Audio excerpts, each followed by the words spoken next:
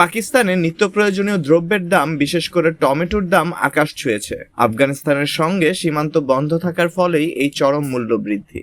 সীমান্ত সংঘাতের জেরে দুই দেশের মধ্যে বাণিজ্য পুরোপুরি বন্ধ হয়ে যাওয়ায় বাজারে তৈরি হয়েছে তীব্র সংকট। পাকিস্তান ও আফগানিস্তানের মধ্যে সীমান্ত বন্ধ থাকায় দুই দেশেই নিত্য প্রয়োজনীয় পণ্যের দাম অস্বাভাবিকভাবে বেড়ে গেছে। সংঘাতের কারণে এই মাসেই সীমান্ত পথ বন্ধ হয়ে যাওয়ায় পাকিস্তানের টমেটোর দাম 4 গুণেরও বেশি বেড়ে প্রতি কিলোগ্রাম 600 পাকিস্তানি রুপির কাছাকাছি পৌঁছেছে।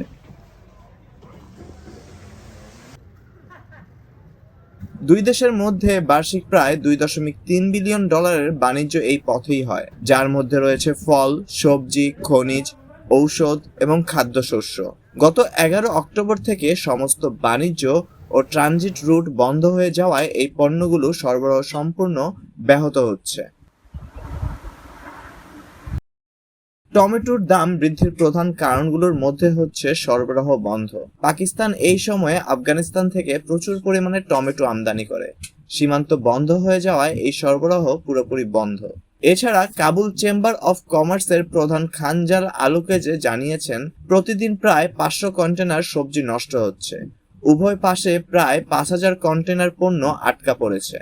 এর মধ্যে আপেল এবং আঙুরের মতো ফলও রয়েছে, যা মূলত আফগানিস্তান থেকে আসা। অর্থনৈতিক ক্ষতি। ট্রেড বডিসের তথ্য অনুযায়ী সীমান্ত বন্ধ থাকার কারণে প্রতিদিন উভয় দেশ প্রায় $1 মিলিয়ন বাণিজ্যের ক্ষতি করছে।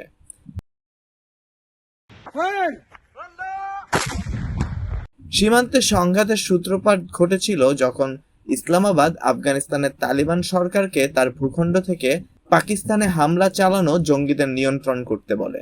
যদিও দুই পক্ষের মধ্যে যুদ্ধবিরতি হয়েছে, তবে সীমান্ত বাণিজ্য এখনো বন্ধ রয়েছে। এই অচলাবস্থা দীর্ঘায়িত হলে পাকিস্তানের মূল্যস্ফীতি আরো বাড়বে বলে আশঙ্কা করা হচ্ছে।